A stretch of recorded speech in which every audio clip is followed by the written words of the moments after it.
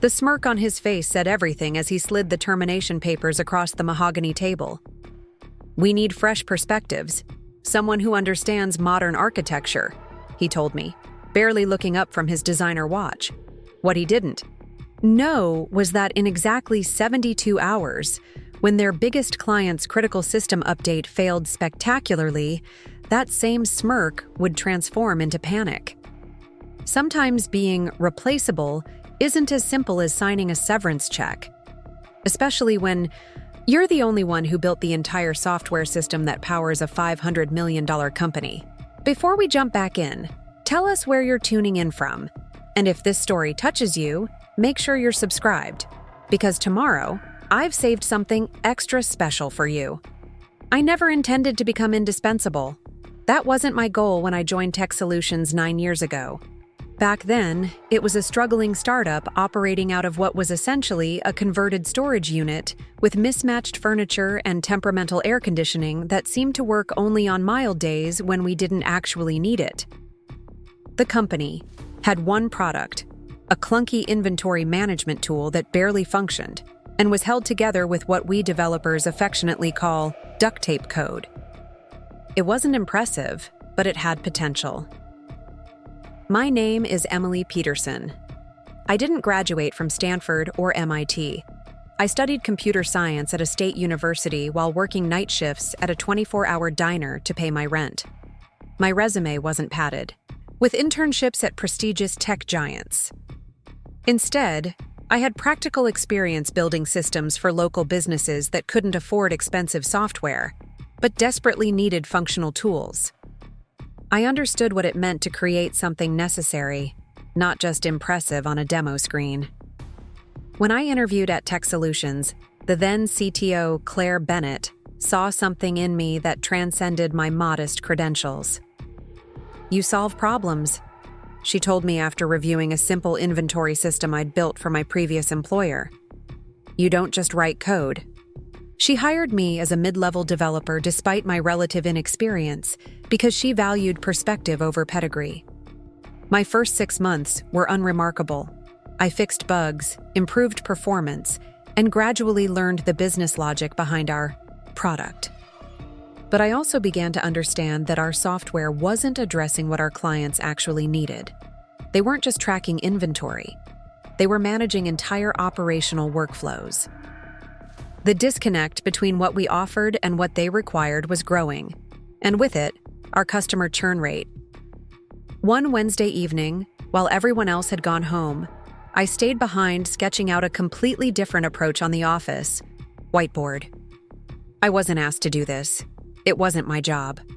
But I couldn't stop thinking about how our clients struggled with our limited solution. Claire found me there at 9 p.m., surrounded by empty coffee cups, the whiteboard covered in database, schemas, and user interface flows. "What's all this?" she asked, setting down her laptop bag.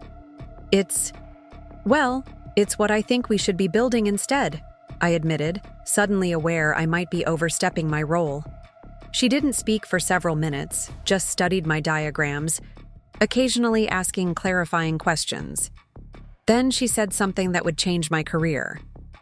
"Can you build it?" That question led to what would eventually become Aurora, a comprehensive business management platform that would evolve to serve over 200 client companies and process millions in transactions daily. For the next 4 years, Aurora became my life. I architected every aspect of it, from the database structure to the API design to the security protocols. As the company grew, we hired more developers, but Aurora remained fundamentally my creation. Each new programmer who joined contributed to a system whose philosophical and technical foundations I had established. I never sought recognition for this. I didn't demand a fancy title or stock options, though Claire made sure I received both. I simply derived satisfaction from building something that worked, something that solved real problems for real businesses. The testimonials from clients who could finally operate efficiently meant more to me than any industry award. Claire eventually moved on to another company, but not before ensuring that my position as lead architect was secure. Jennifer Matthews, who had founded TechSolutions with her husband, took a more active role as CEO after Claire's departure.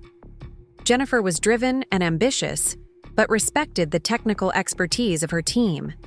We weren't friends exactly, but we shared a mutual respect, built on professional competence. "The engineering team is your domain," she told me during one of our quarterly planning sessions. "I trust your judgment on technical matters." Those words meant everything in an industry where technical decisions are often overridden by business concerns regardless of the consequences. For 5 more years, TechSolutions grew steadily. We weren't the flashiest company in the tech sector, but we were profitable, with a stellar client retention rate and a product that continued to evolve. Based on genuine user needs rather than theoretical market trends, Aurora now included advanced reporting capabilities, integration systems for disparate business applications, and security protocols that exceeded industry standards. Our flagship client, Foster Financial, managed over $2 billion in assets through our platform. Their CIO, Robert Coleman, had become something of a professional ally, often calling me directly to discuss upcoming needs or potential improvements. "Your system is the backbone of our operation now," he told me during one such call. "I sleep better knowing you're behind it." It was the highest compliment a developer could receive, not praise for technical elegance or innovative features, but acknowledgement of reliability and trust. Then came the fateful Monday when everything changed. The office was buzzing more than usual. Administrative staff were hurrying to neaten common areas, and the small conference room had been filled. With unusually expensive catering, Jennifer had mentioned her son would be joining the company after completing his MBA, but the scale of preparation suggested this wasn't just any new hire orientation. I was debugging a particularly complex integration issue when the elevator doors opened and a ripple of attentiveness swept across the open office space. Ryan Matthews walked in like he owned the place, which, in a way, I suppose he partially did. Designer shoes with telltale red soles clicked against the hardwood floors. His cashmere sweater probably cost more than my entire wardrobe. He carried a sleek tablet in one hand and a cold brew in the other, not bothering to acknowledge the developer he nearly bumped into. My first impression wasn't of his obvious wealth or even his striking resemblance to Jennifer. It was the confidence, no, the certainty, with which he carried himself. This wasn't the earned confidence I'd seen in talented developers or successful entrepreneurs. This was the unwavering self-assurance of someone who had never seriously been challenged or questioned. Jennifer emerged from her office, greeting him with a professional handshake rather than a maternal embrace, maintaining the separation between family and business. "Everyone," she announced to the now silent office, "this is Ryan Matthews, our new Chief Technology Officer." The ripple of surprise was almost palpable. We had been operating without a formal CTO since Claire left, with me effectively fulfilling those responsibilities without the title.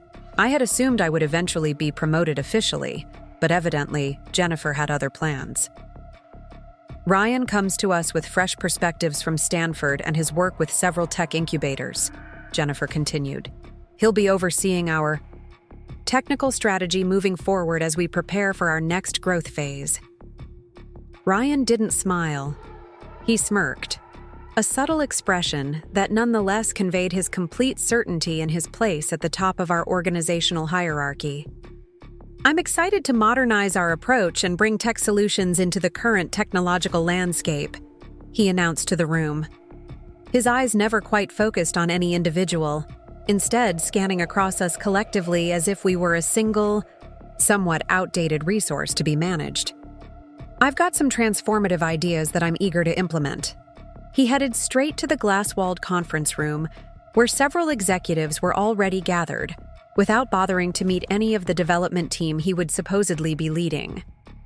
I returned to my debugging task, pushing aside the unease, settling in my stomach. I had weathered organizational changes before. Surely Jennifer wouldn't allow her son to disrupt the technological foundation that had built her company's success. I couldn't have been more wrong. By Tuesday afternoon, Ryan had already called for a complete audit of our technological infrastructure and architecture patterns, his terminology making it clear he had limited practical experience despite his prestigious education. He spoke of microservice transformations and cloud-native paradigm shifts without any apparent understanding of our specific client needs or operational constraints. I overheard him through the thin wall separating my office from the small meeting room. The code base is monolithic and entrenched in outdated patterns. We're going to need fresh perspectives. The old guard is holding us back with legacy thinking. Old guard, the phrase settled like ice in my chest. 9 years of building, refining, and nurturing a system that powered hundreds of businesses reduced to a dismissive label. I made no comment, continuing my work on the Foster financial integration. You learn to recognize empty buzzwords when you've spent your career translating business needs into functional systems, and you learn not to waste energy responding to them. Wednesday brought the first casualties. Jen, my assistant developer who had worked closely with me for 3 years, came into my office at lunch, her face pale. "He just let go of Dave from infrastructure," she whispered, closing the door behind her. No warning, no transition period. Preparing and narrating this story took us a lot of time, so if you are enjoying it, subscribe to our channel. It means a lot to us. Now back to the story. Just called him into a meeting with HR, and that was it. Dave had built our entire network infrastructure, designing a secure system that had successfully repelled multiple attempted intrusions over the years. He knew every server, every connection point, every security protocol. Did Ryan say why? I asked, my voice carefully neutral. Something about needing cloud-native skill sets instead of traditional infrastructure management, Jen replied, making air quotes. Dave wasn't even given time to document anything. They just took his badge and escorted him out. I nodded slowly, processing the implications. Keep your head down and focus on the Foster update, I advised. It's going live Friday, and we can't afford any distractions. The Foster Financial Quarterly System update was critical. 3 security patches addressing vulnerabilities in their financial transaction processing system, and a custom reporting module they had requested months ago for compliance purposes. Every detail mattered, especially the integration with their legacy ERP system that used a proprietary API so poorly documented that I had spent weeks reverse engineering it when we first brought them on as a client. By Thursday morning, the office atmosphere had shifted noticeably. The usual banter and collaborative energy had been replaced by a tense silence, broken only by the necessary communication. 4 more people had been let go, all longtime employees with deep institutional knowledge. People moved between desks with hunched shoulders, eyes focused on their screens, as if trying to become invisible. Everyone was waiting, wondering who would be next. I maintained my focus, finalizing the test scripts for the Foster deployment and documenting each step of the implementation process, a habit that had become second nature after years of developing critical systems. My calendar pinged at 3:53 p.m. A new meeting request. Subject: Technical Direction Alignment. Attendees: Ryan Matthews, Melissa from HR. Location: Main Conference Room. Time: 4:00 p.m. in 7 minutes. My stomach didn't clench with anxiety or flutter with nervousness. Instead, I felt a strange, detached calm. I had seen this pattern enough times in my career to recognize what was happening.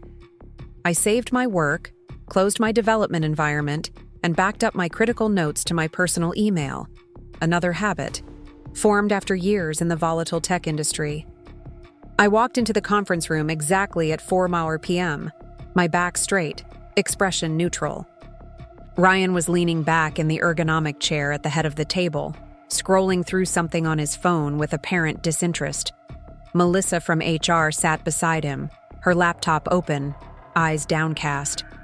I had helped her troubleshoot email issues just last month, spending an afternoon recovering important messages she thought she'd lost permanently. She wouldn't look at me now. "Emily," Ryan said, without looking up from his phone. "Thanks for coming in. This will be brief." I took a seat across from them, folded my hands on the table, and waited. "We've been reviewing our development strategy," he continued, finally setting down his phone to tap his fingers rhythmically on the glossy surface. "And frankly, it's clear we need people who understand modern architectures, people who bring innovation, not just maintenance." He paused, perhaps expecting a reaction. I offered none. "You've built solid systems," he continued, his tone suggesting this was a generous concession. "But your approach doesn't align with where we're headed. We're moving toward a containerized, serverless infrastructure with dynamic scaling and cloud-native patterns." These were fashionable terms in tech circles, meaningful in certain contexts, but often deployed as buzzwords by those with more theoretical knowledge than practical experience.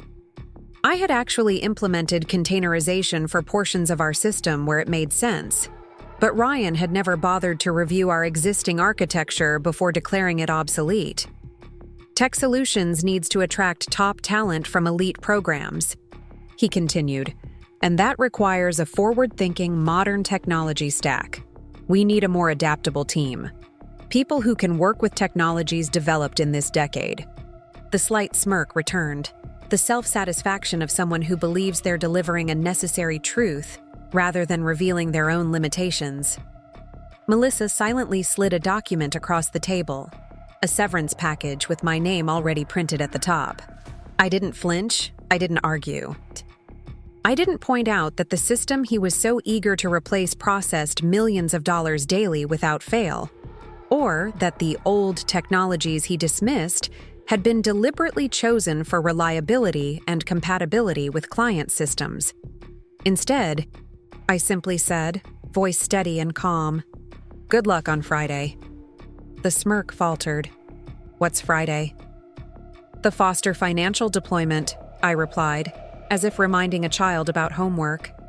"It's on the release calendar, their quarterly update with the security patches and the new compliance reporting module." Ryan waved a dismissive hand. "The team can handle routine deployments. This one integrates with their proprietary ERP system," I continued. "The one that uses a custom API you won't find documentation for anywhere public. The authentication protocol changes monthly and requires specific certificate handling that isn't in any of our standard processes." A flicker of uncertainty crossed his face, quickly masked by renewed confidence. "We'll manage," he said firmly. "This is a modern company. We have processes for knowledge transfer." Knowledge transfer. As if 9 years of experience, thousands of decisions, countless client-specific accommodations, and intricate system understanding could be passed along in an exit interview or a hastily written document. I stood, straightened my blazer, and nodded once. "I'm sure you will." I left the severance package untouched on the table. Back at my desk, I calmly collected my personal items. A small plant, a framed photo of my niece, a ceramic mug my brother had given me. I didn't take any documents, code, or proprietary information. I didn't need to prove anything to myself, or anyone else. As I packed, I felt eyes on me, colleagues watching in silent solidarity, too afraid for their own positions to speak openly. Mark from Quality Assurance, who had been my lunch partner for years, caught my eye as I passed his desk. He mouthed, "I'm so sorry," his expression a mixture of sympathy and fear. I gave him a small, reassuring smile and continued toward the elevator. There was no dramatic exit, no email blast to the company, no burning of bridges, just the quiet dignity of someone who knows her worth isn't determined by others' limited understanding. As the elevator doors closed, separating me from the company I had helped build from near nothing into a successful enterprise, I felt a strange lightness. Not relief or satisfaction, but clarity. Some failures don't need prediction or explanation. They reveal themselves naturally when fundamental principles are ignored. And Friday was coming. Friday morning dawned with gray skies and a steady drizzle that matched my reflective mood. I sat in the window seat of my apartment, watching raindrops, trace patterns on the glass while sipping coffee from the mug I'd rescued from the office. My laptop was open, personal email active, though I wasn't actively looking for new positions yet. After 9 years of constant problem-solving and system building, I allowed myself this morning of quiet contemplation. The messages started arriving. Around 9:30 a.m., former colleagues using personal emails or messaging apps rather than company systems. Nothing direct or explicit, just fragments of information that painted a clear picture of unfolding chaos. Does Foster use two-factor for the admin console? Nobody can find the certificate renewal process. Did you document the ERP integration anywhere specific? I didn't respond immediately. Not out of spite or satisfaction, but because I recognized these weren't just technical questions. They were symptoms of a deeper problem, the dismissal of expertise and experience in favor of theoretical knowledge and trendy methodologies. For 4 years, I had been the architect, developer, and caretaker of the Aurora platform. Every decision, from database schema to security protocols to integration patterns, had passed through my hands, not because I was territorial or controlling, but because complex systems need unified vision to maintain integrity. I had documented extensively, created knowledge bases, and trained junior developers, but understanding a living, evolving system requires more than documentation. It requires context, history, and relationship, with both the code and the clients it serves. Robert Coleman, CIO of Foster Financial, understood this. Over our 4-year partnership, he had come to trust not just our software, but the people behind it. We had built a relationship based on consistent delivery, transparent communication, and deep understanding of his business needs. His team didn't just use our system. They had shaped it with us, their requirements and feedback incorporated into its very architecture. I could picture him now, impatiently waiting for the deployment that should have started at 9 a.m., his compliance team ready to verify the new reporting module they needed for their upcoming audit. Robert wasn't a technologist by training. He had risen through financial operations, but he understood the critical role technology played in modern finance. And he had no tolerance for excuses or delays when it came to security and compliance. Across town, in the sleek glass building with the TechSolutions logo prominently displayed, I imagined the scene unfolding. The war room would be filled by now, operations managers nervously checking status dashboards, system administrators running authentication tests, developers combing through my code trying to understand integration points they had never had to consider before. And Ryan, pacing in his designer shoes, the confident smirk replaced by growing concern as the deployment window ticked away with nothing deployed. At precisely 10 a.m., my phone buzzed with a text from Mark. Emergency bridge call with Foster. Coleman asking for you. Ryan looks like he's going to be sick. I set my phone down, watching raindrops race down the window pane, feeling neither joy nor resentment at their predicament. This wasn't about vindication.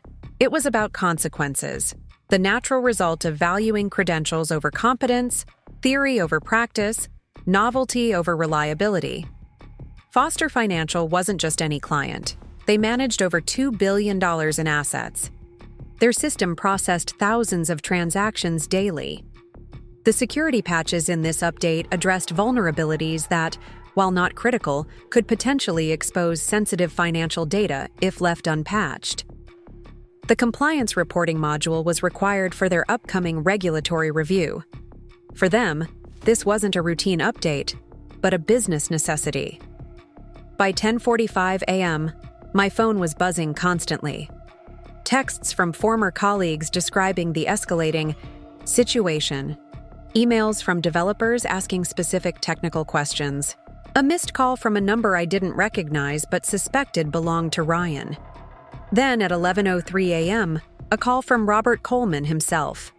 Emily, he said when I answered, his voice tight with controlled frustration. What the hell is happening over there? I've got a compliance team waiting, a security audit next week, and apparently the person who built our entire system is no longer employed as of yesterday? I took a slow breath. I'm sorry you weren't notified, Robert. There's been a change in technical leadership at TechSolutions. So I gathered, he replied dryly. The new boy wonder couldn't even properly explain how our authentication system works. He called our platform an Oracle backend. We migrated to SAP 3 years ago with your help. I remained professional, neither criticizing my former employer nor expressing satisfaction at their difficulties. I understand this puts you in a difficult position. It puts us both in a difficult position, Robert countered. We've invested heavily in this platform. It runs our entire operation. We chose TechSolutions because of the stability and support, not the buzzwords in their marketing materials. There was a pause, then he continued, his voice shifting from frustration to resolution. I've informed Jennifer Matthews that we're postponing any further deployments until this situation is clarified, and I've requested an emergency call with their board this afternoon. After we hung up, I sat quietly, considering the ripple effects spreading outward. Foster Financial wasn't just TechSolutions' largest client. They were a reference point for other financial institutions. Their endorsement had opened doors throughout the industry. Their dissatisfaction would raise questions and concerns among other clients and prospects. At 11:42 a.m., my phone buzzed, with a text from an unknown number. Hey Emily, can we talk? Something's wrong with the Foster deployment. Urgent. Ryan. Something's wrong. As if it were a technical glitch, rather than a fundamental misunderstanding of how technology, people, and business intersect. I didn't respond immediately. Not out of petty revenge, but because any solution now would require more than technical fixes. It would require acknowledgement of the value of experience, institutional knowledge, and client relationships. The very things Ryan had dismissed as outdated and replaceable. I sipped my cooling coffee and watched as the clouds began to break, sunlight illuminating the raindrops still clinging to my window. A peaceful Friday morning with no emergencies to solve, no systems to repair, no relationships to salvage. He thought he could dismiss me like an outdated library or deprecated function. He didn't understand that I wasn't just a technical resource. I was a relationship hub, a knowledge base, a living repository of decisions and solutions evolved over years.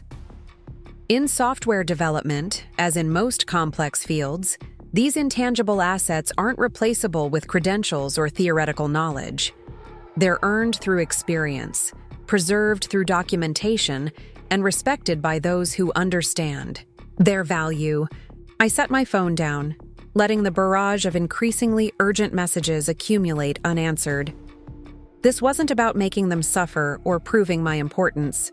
It was about allowing natural consequences to unfold, the most effective teacher in both technology and life. Because this wasn't just about a failed deployment or a troubled client relationship. It was about what comes after, when organizations must reconcile their actions with their values, when theoretical approaches meet practical realities, when the true cost of dismissing expertise becomes impossible to ignore. And that reckoning was just beginning. The weekend after my departure unfolded like a slow-motion collision.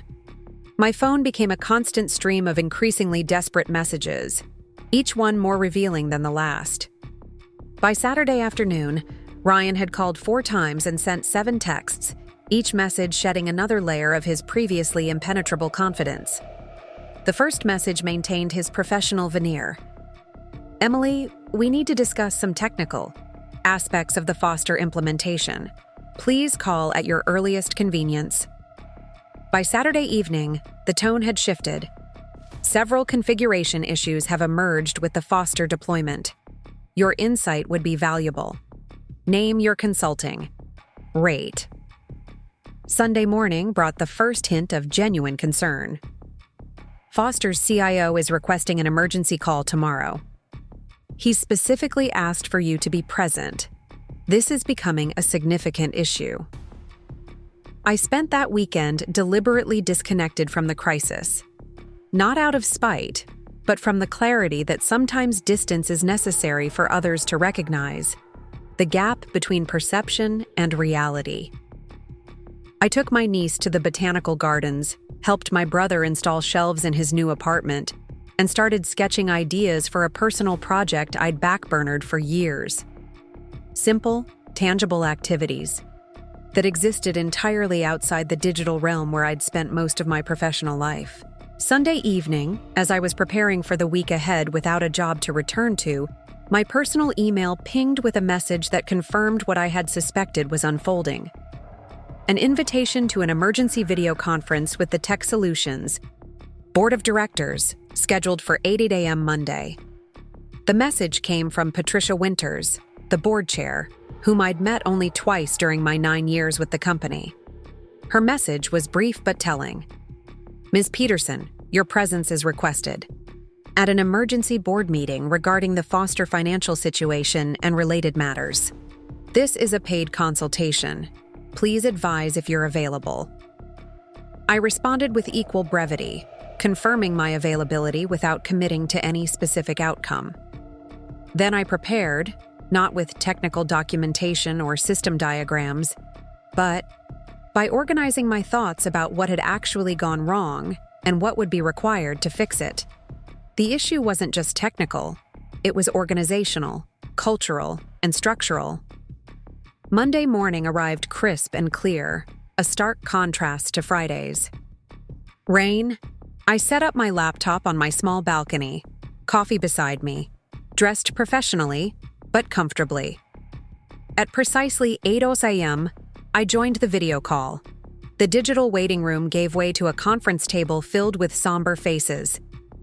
Jennifer Matthews sat at the center, flanked by Patricia Winters and 4 other board members I recognized. Ryan was noticeably absent. Emily, Patricia began without preamble. Thank you for joining us. We've encountered a significant situation with Foster Financial that requires immediate resolution. I nodded, but remained silent, waiting for them to fully articulate the problem before offering any response. Jennifer spoke next, her usual commanding presence diminished by what appeared to be a weekend without sleep. Foster has suspended all activities on our platform, pending a full review of our technical capabilities and leadership. 2 other clients have requested emergency meetings for later today.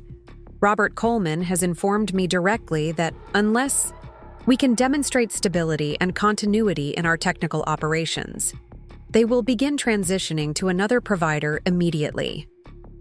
Patricia added, which would trigger a material adverse effect clause in our financing agreement. The implications hung unspoken. Such a clause could force loan repayments, potentially creating a liquidity crisis for the company. We'd like to understand what happened, another board member said, and what needs to happen to restore client confidence. I took a slow, deliberate sip of coffee before responding, not for dramatic effect, but to ensure my response addressed the true issues rather than just the symptoms. What happened was predictable, I began, my tone professional and measured. You removed the primary architect of a complex system without proper knowledge transfer or transition planning. You dismissed institutional knowledge and client relationships as replaceable assets, and you prioritized theoretical modernization over practical continuity.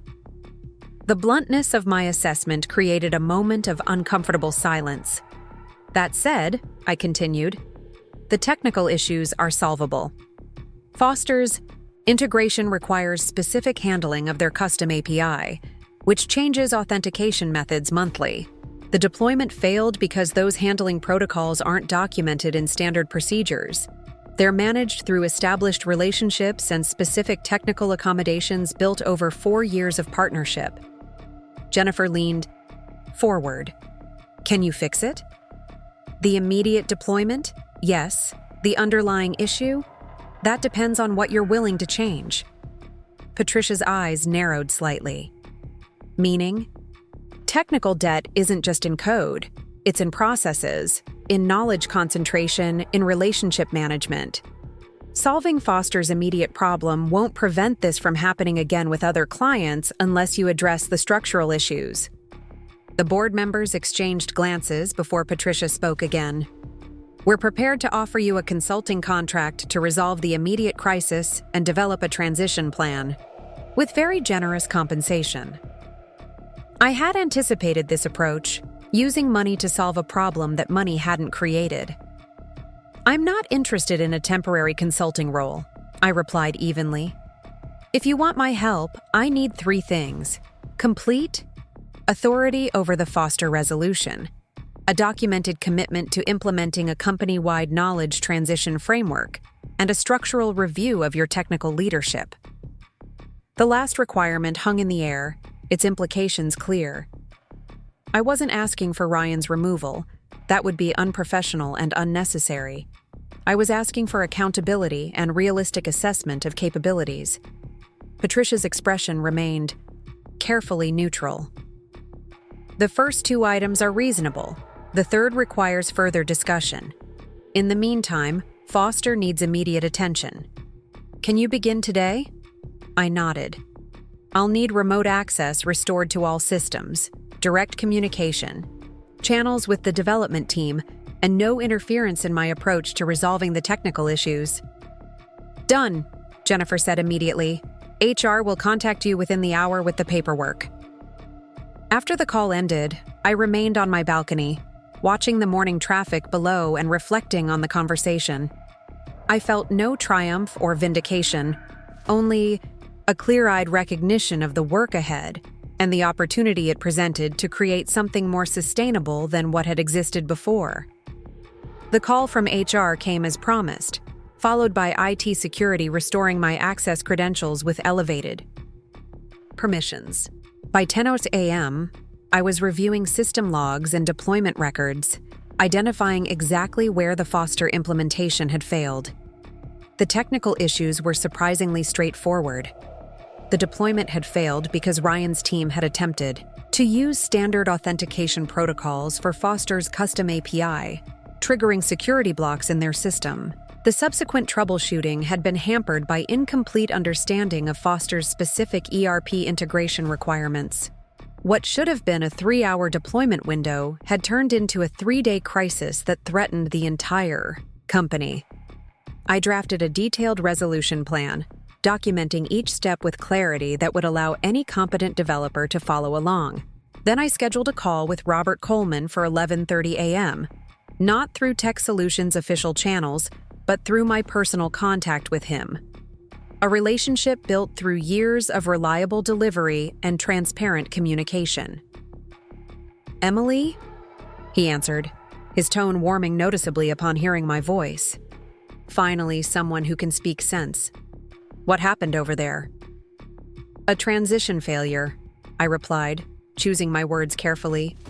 "One that I'm working to address both technically and structurally.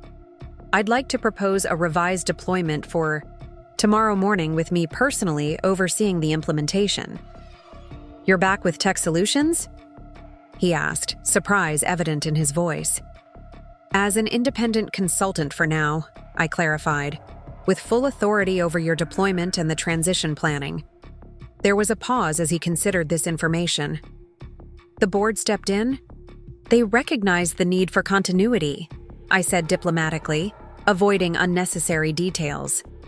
"My focus is ensuring your system receives the updates you need without further disruption." Robert's relief was audible. "That's the first sensible thing I've heard since Thursday. Send over your plan. I'll have our team ready tomorrow morning." After our call, I messaged the development team, scheduling a briefing session for 1 p.m. Within minutes, responses flooded in, all positive, many expressing relief that I was involved again. Mark from QA added a telling comment. "Ryan's been called to an all-day meeting with the board. We were told you're leading the Foster resolution with full authority." The briefing session revealed the extent of the disorganization that had developed in just a few days. Documentation had been ignored in favor of agile approaches that, without proper foundation, had devolved into chaos. Security protocols had been bypassed in desperate attempts to make progress. Most concerning, 3 recent hires had been assigned to critical systems without proper onboarding or oversight. First, I told the team, we're going to revert all changes from the failed deployment. Then we'll implement the original update exactly as designed, with proper authentication handling for Foster's system. Once that's stable, we'll begin documenting everything properly. Not just what we do, but why we do it that way. The relief in the virtual room was palpable. Developers who had been frantically trying to patch solutions without understanding the underlying architecture could finally return to a stable foundation. By 5 p.m., we had a clear plan, properly documented steps, and assigned responsibilities for the following day's implementation. As I was closing my laptop, a message arrived from Jennifer Matthews. The board has approved your conditions. We'll discuss the structural review on Wednesday after the Foster situation is resolved. Thank you, Emily. The Foster deployment on Tuesday morning proceeded with textbook precision. The security patches implemented correctly, the compliance reporting module functioning as designed, all integrations with their legacy systems operating seamlessly. Robert called at 11:45 a.m. to confirm their successful testing and express his personal appreciation for the smooth resolution. This is why we chose TechSolutions in the first place, he said. Not because of buzzwords or promises, but because of people like you who understand that reliability trumps novelty every time. His comments highlighted an essential truth that Ryan had failed to grasp in enterprise software. Particularly for financial services, stability and security outweigh trendy architectures and bleeding-edge technologies. Innovation matters, but not at the expense of reliability. By Tuesday afternoon, I had shifted my focus to the broader knowledge transition framework I had proposed. This wasn't just about documenting code or systems, but about creating institutional structures that preserved critical knowledge regardless of personnel changes. I sketched out a comprehensive approach that included 1. Mandatory peer knowledge sharing sessions. 2. Client relationship continuity planning. 3. Staged transitions for all critical roles. 4. Documentation that captured not just technical details, but business context and historical decisions. 5. Cross-training programs to ensure multiple team members understood each critical system. The framework wasn't revolutionary. These were established best practices in mature organizations, but they represented a significant cultural shift. For a company that had grown rapidly while maintaining startup-like informality in many of its processes. Wednesday morning brought my scheduled meeting with the board to discuss the structural review condition I had specified. I approached this conversation with particular care.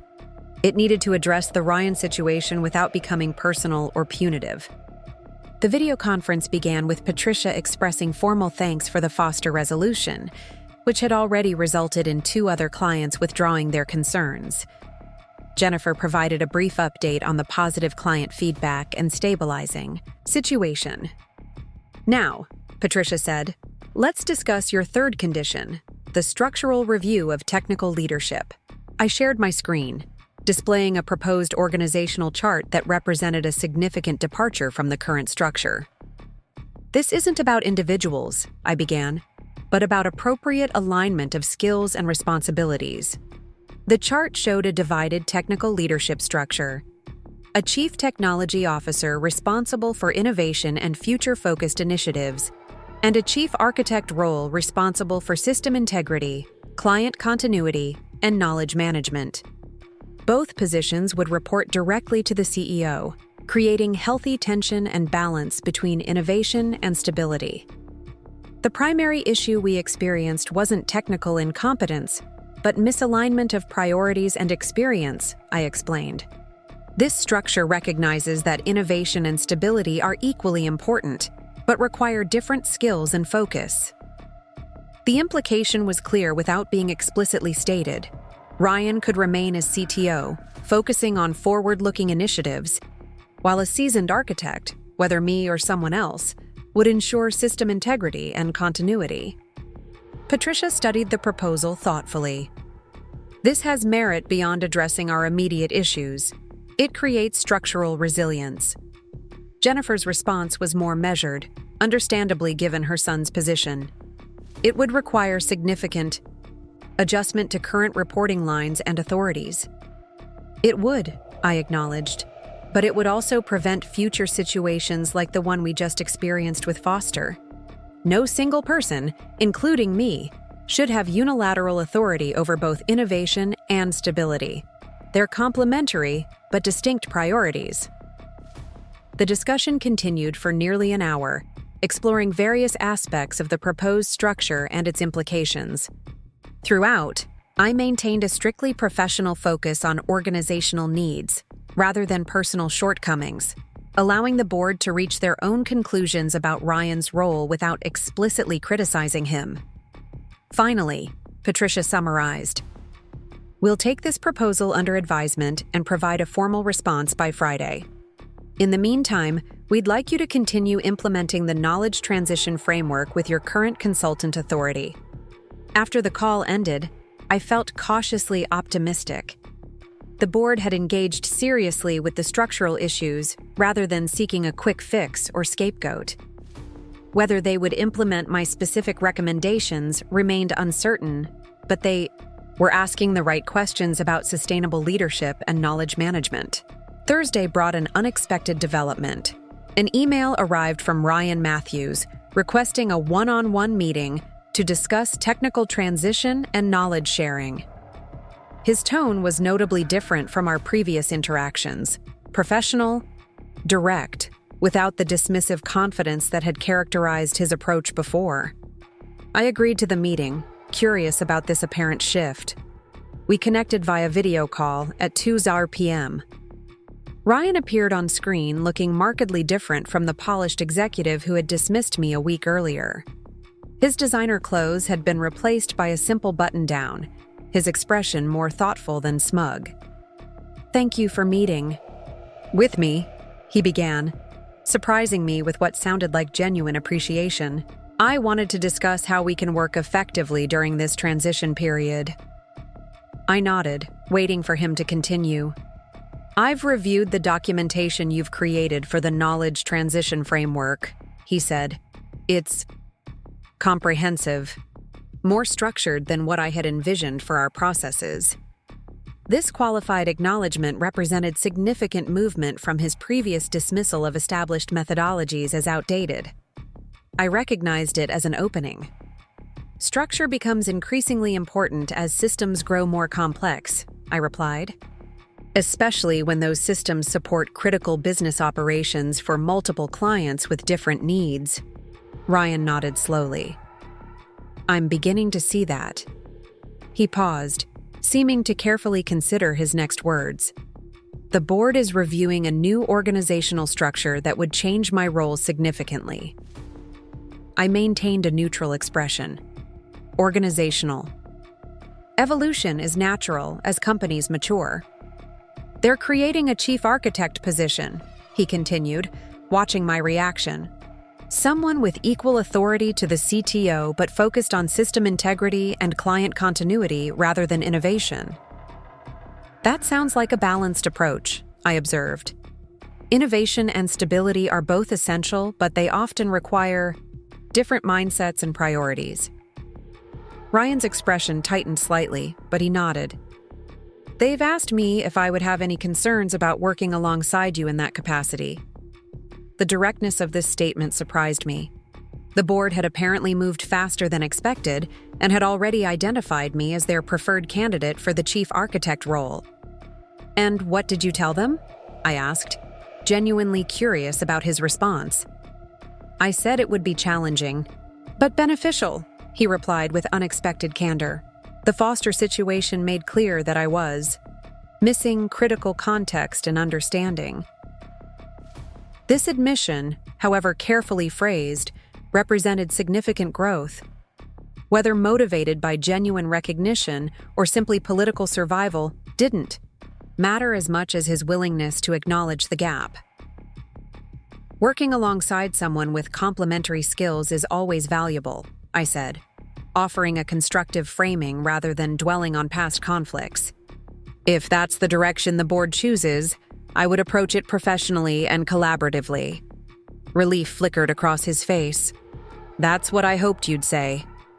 He hesitated before adding, I underestimated the complexity of what you had built, and the importance of the client relationships you had established.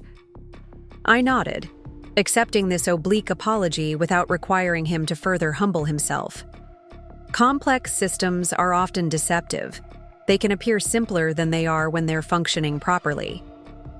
Our conversation continued for another 30 minutes, establishing a tentative professional rapport that, while not warm, at least recognized our potential complementary contributions. By the end, we had outlined a pragmatic approach to dividing responsibilities if the board implemented the dual leadership structure. Friday morning brought the formal decision I had been anticipating. Patricia Winters called personally rather than sending an email or scheduling a meeting. The board has unanimously approved the restructured technical leadership model you proposed, she informed me. We'd like to offer you the position of chief architect, with authority over system integrity, client continuity, and knowledge management. Ryan Matthews will remain as CTO, focusing on innovation initiatives and future technology direction. Both positions will report directly to Jennifer with equal authority. The arrangement was exactly as I had proposed, a balanced structure that acknowledged the importance of both innovation and stability without elevating either above the other. We're prepared to offer a compensation package that reflects both the critical nature of this role and our recognition of your value to the company, Patricia continued, naming a figure that substantially exceeded my previous salary. Additionally, we're implementing your knowledge transition framework as company policy, effective immediately. I took a moment to consider the offer. It represented not just professional vindication, but an opportunity to build something more resilient than what had existed before. My hesitation wasn't about the role or compensation, but about whether the organizational culture had truly evolved enough to support this new structure. I'm interested, I replied carefully, but I need certain assurances, specifically that this represents a genuine commitment to balanced technical leadership rather than a temporary solution to the Foster crisis, and that both roles will have equal input on strategic decisions affecting the platform. Those assurances are already built into the board resolution, Patricia confirmed. This isn't a band-aid, Emily. It's a structural evolution based on the recognition that our growth requires more sophisticated governance.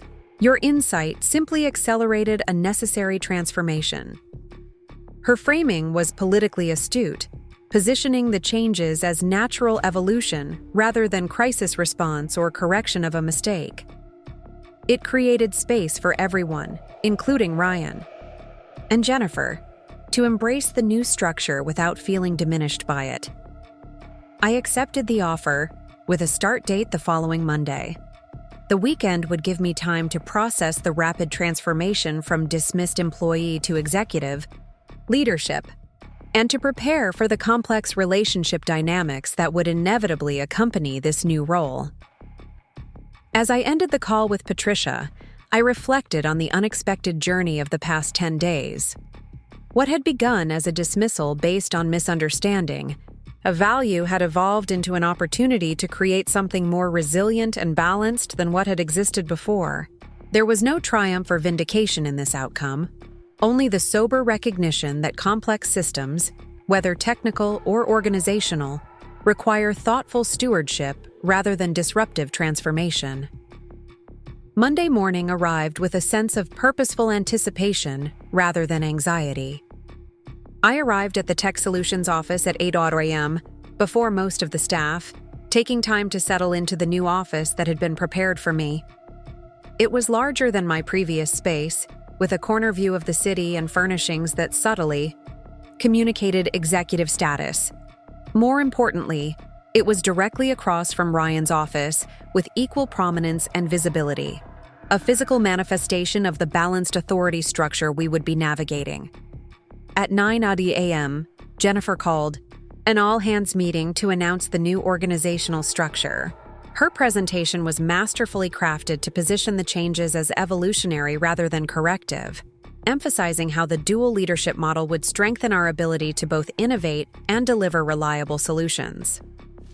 Emily Peterson will be joining our executive team as chief architect, she announced, bringing her extensive experience building our core platform and managing our most complex client relationships. She and Ryan will form a complementary leadership team, ensuring we maintain the perfect balance between innovation and stability.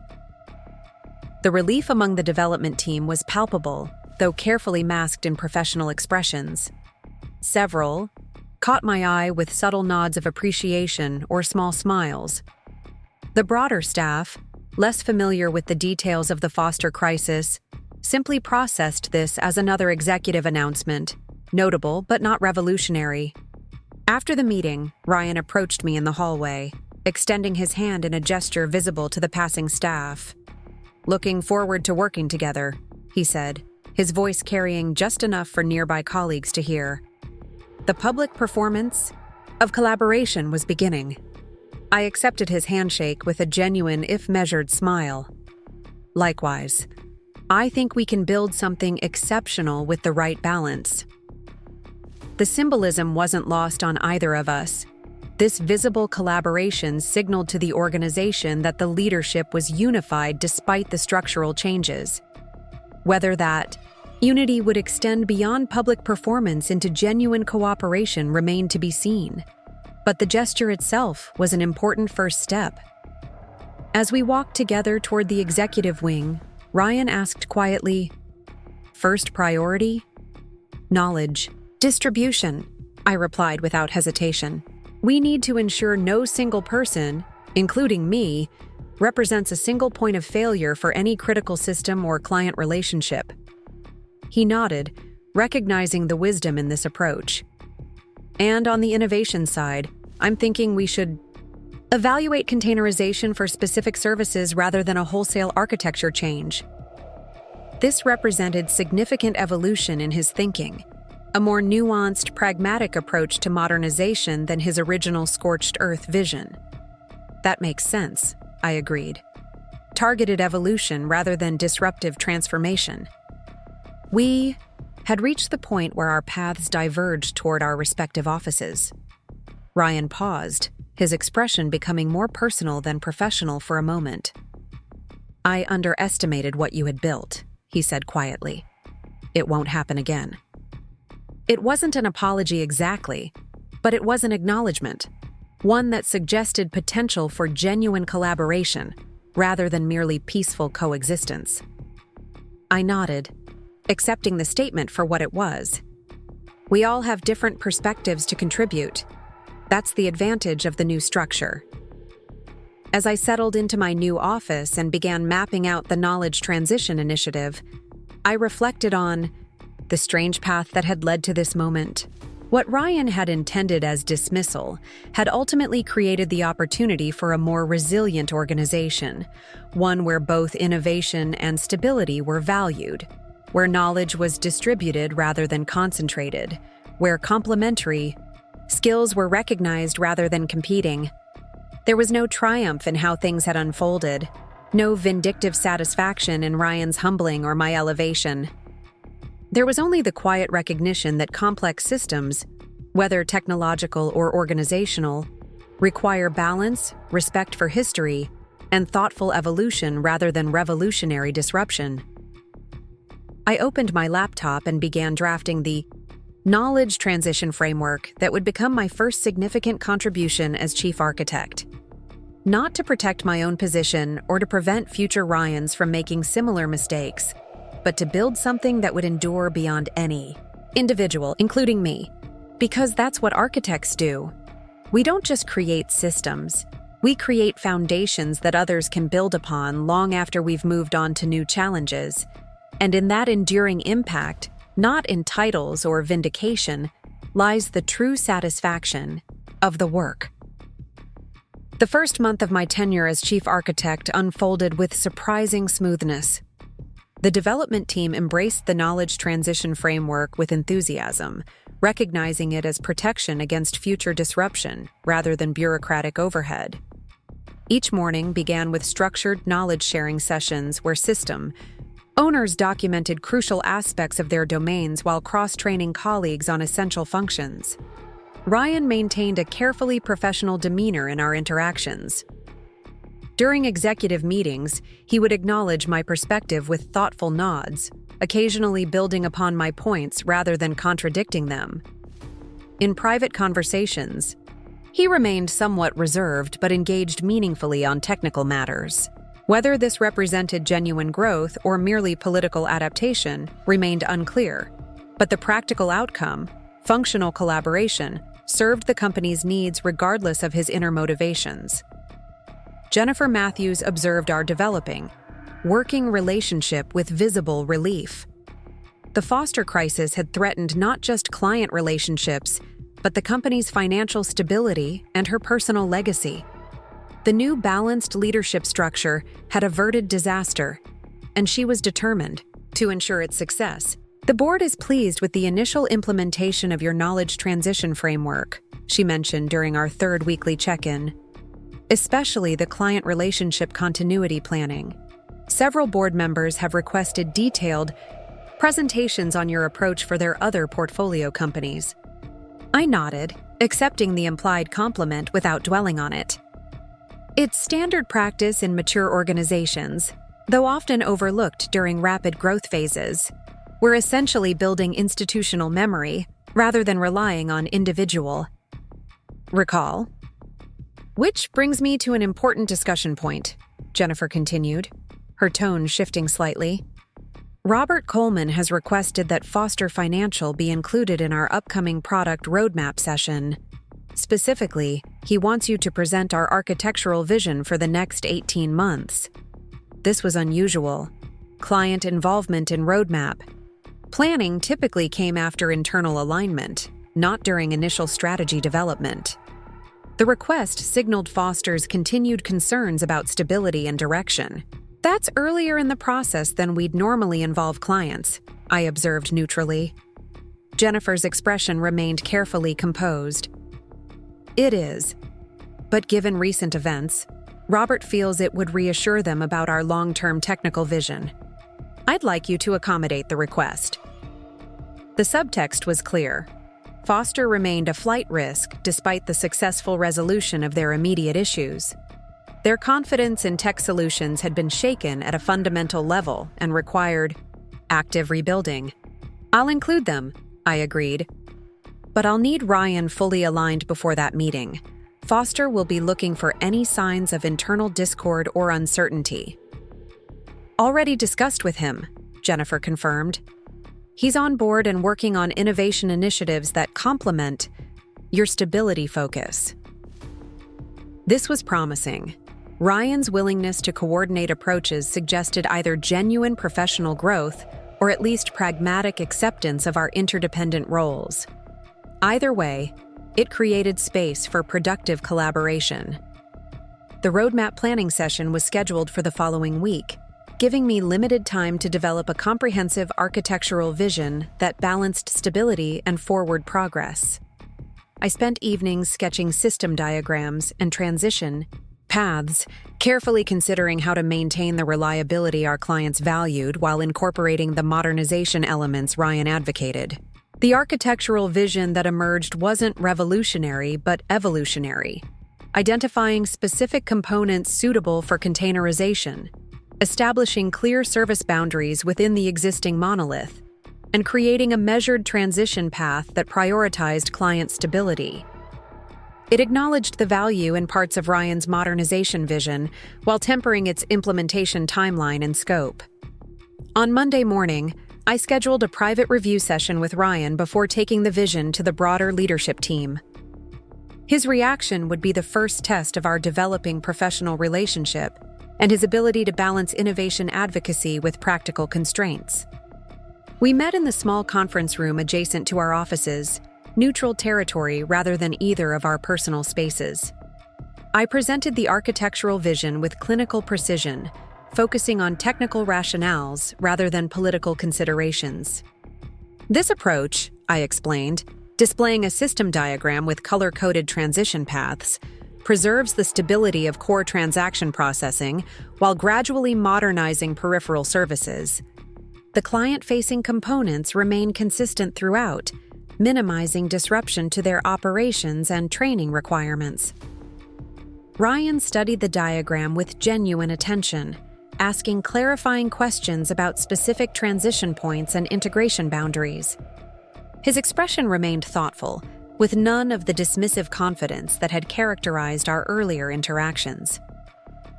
"You've incorporated containerization for the reporting services," he observed, indicating a section of the diagram. "That aligns with my thinking, but on a more conservative timeline than I initially envisioned. The reporting stack has cleaner boundaries than other components," I acknowledged. "It's naturally suited for containerization with minimal risk to core functions. We can use it as a pilot to refine our approach before tackling more integrated services." Ryan nodded slowly, then asked the question that would reveal his true evolution.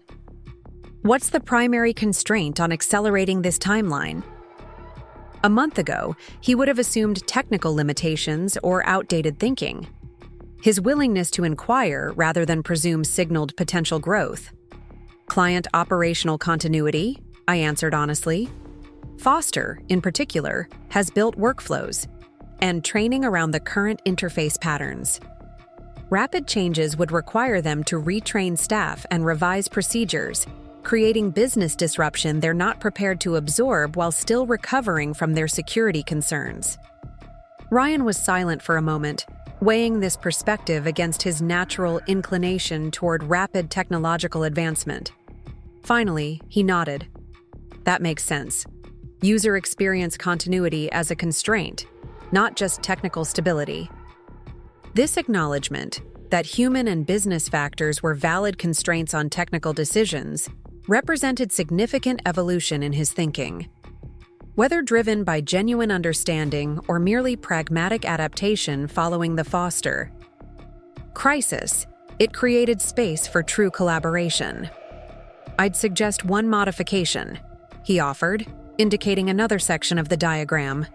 "If we implement the API gateway earlier in the process, we can begin collecting better metrics on service interactions. That would inform our later decisions about which components to prioritize for modernization." The suggestion was sound, technically valid, and aligned with our overall approach. I nodded, making a note to update the architecture diagram. "Good point. That provides valuable data without disrupting client operations."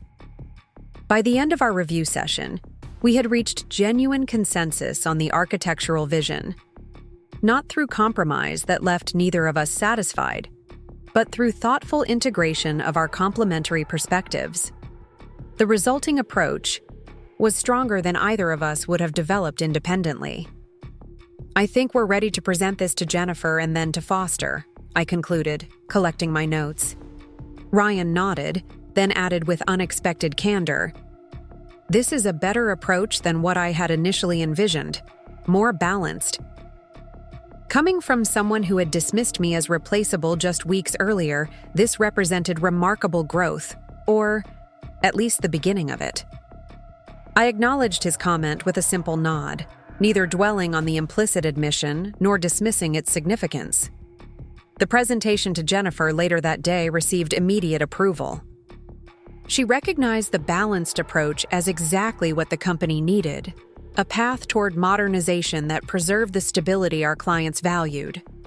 Her relief at our apparent alignment was visible in subtle ways, a slight relaxation of her typically perfect posture, a warmth in her expression that had been absent during the crisis.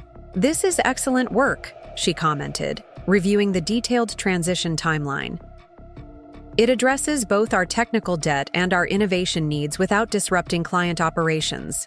Robert will appreciate the thoughtful approach to stability." The meeting with Foster Financial was scheduled for Thursday morning. Robert Coleman would be joined by their CTO and 2 senior IT directors, a significant delegation indicating the importance they placed on this discussion. I spent Wednesday refining the presentation and briefing our account management team on the technical elements they would need to understand for effective client communication. Thursday morning arrived with a sense of measured confidence rather than anxiety. The architectural vision was sound, the presentation thoroughly prepared, and our internal alignment secure. I arrived at the office early to ensure all technical demonstrations were functioning correctly and to review any last-minute questions from the team. Ryan arrived shortly after, dressed more conservatively than his usual style, a subtle but noticeable adaptation to Foster's more traditional corporate culture. This small detail suggested growing awareness of client relationship dynamics beyond purely technical considerations. "Ready?" he asked, stopping by my office door. I nodded, gathering my presentation materials. "The demos are all working. I've set up the reporting service container to show how it maintains the current interface while running on the new architecture." "Good," he replied. "I've prepared some additional slides on the innovation roadmap that complement your stability focus. Jennifer reviewed them yesterday." This initiative, preparing complementary material without being asked, demonstrated evolving collaborative instincts. More importantly, he had sought Jennifer's review rather than surprising me with new content during the presentation. Small but significant indicators of professional growth. The Foster delegation arrived precisely on time, led by Robert Coleman. His expression was polite but reserved as he shook hands with Jennifer and nodded to both Ryan and me. The initial tensions from the deployment crisis hadn't fully dissipated, but his willingness to engage in forward-looking discussions signaled openness to rebuilding trust. Jennifer opened the meeting with appropriate acknowledgement of recent challenges while focusing primarily on future direction. "We've used recent events as an opportunity to evolve our approach to both innovation and stability," she explained. "Emily and Ryan have developed a comprehensive architectural vision that I believe addresses the concerns you've raised while positioning us for continued technological advancement." She then turned the presentation over to me, a deliberate choice that recognized Foster's trust in my technical judgment. I proceeded through the architectural vision with methodical clarity, explaining each transition phase and its implications for system stability and client operations. This approach, I emphasized, displaying the color-coded transition diagram, ensures that core transaction processing remains uninterrupted throughout the modernization process. Client interfaces maintain consistency while underlying systems evolve, minimizing operational impact on your team. Robert nodded thoughtfully, his expression gradually warming as the presentation proceeded. The Foster CTO asked several pointed, technical questions about data integrity during transition phases, concerns I had anticipated and prepared detailed answers for. At the appropriate juncture, I smoothly transitioned to Ryan for the innovation portions of the roadmap. Ryan will now walk you through how these architectural changes enable new capabilities that benefit your specific use cases. Ryan proceeded, with unexpected polish, presenting advanced features with enthusiasm while carefully connecting them to practical business benefits rather than technical novelty. He had clearly studied Foster's specific operations, referencing their particular workflows and requirements rather than speaking in generic terms. "This API gateway implementation," he explained, indicating a specific component, "allows us to better monitor and optimize the reporting processes your compliance team relies on, while the containerized service architecture ensures we can scale those specific functions during your quarterly reporting peaks without provisioning excess capacity year-round." The Foster CTO leaned forward with increased interest. "That addresses a pain point we've been living with for some time. Our capacity requirements fluctuate significantly during regulatory reporting periods." Ryan nodded, acknowledging the validation without overplaying it. "We identified that pattern in our operational metrics and specifically designed this approach to accommodate it." This was artfully diplomatic, giving credit to the system rather than claiming personal insight, while demonstrating attentiveness to client needs. Whether calculated or genuine, it represented effective client communication. By the meeting's conclusion, the atmosphere had transformed noticeably. Robert's initial reserve had given way to cautious optimism, evidenced by his more engaged body, language, and thoughtful questions about implementation timelines. "This is a much more comprehensive approach than I expected," he admitted as the meeting wound down, particularly the attention to operational continuity during the transition phases. That addresses our primary concern about system stability during modernization. Jennifer seized the opening. "We've evolved our technical leadership structure to ensure that balance is maintained throughout implementation. Emily and Ryan will continue their complementary focus on stability and innovation, reporting directly to me with equal authority." Robert nodded, glancing between Ryan and me with analytical assessment. A sensible structure, technological advancement without sacrificing operational reliability. He turned to me directly. "I appreciate the thoughtful approach, Emily. It's exactly the kind of architectural thinking that made us choose TechSolutions initially. This public acknowledgement, both of my contribution and the value of architectural stability, served multiple purposes. It reinforced Foster's confidence in the company's direction, validated the new leadership structure, and subtly reminded everyone of the qualities that had built TechSolutions' success. Whether Robert intended all these implications or simply expressed genuine appreciation, the effect was the same." After the Foster team departed, Jennifer didn't disguise her relief. "That went exceptionally well. Robert mentioned to me privately that they're tabling discussions with alternative providers. We've regained their confidence." Ryan maintained his professional composure, but I noted a slight relaxation in his typically perfect posture. The successful presentation had relieved immediate pressure on all of us, creating space to focus on implementation rather than crisis management.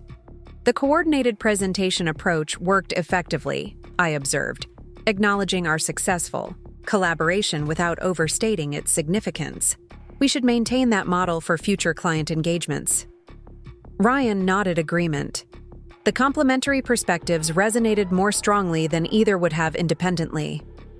I noticed their CTO particularly engaged when we connected technical capabilities to their specific operational challenges.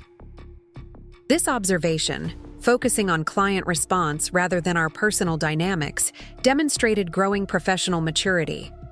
Whether motivated by genuine insight or political adaptation, it created a foundation for productive, ongoing collaboration. The following weeks were consumed with implementing the first phases of our architectural vision.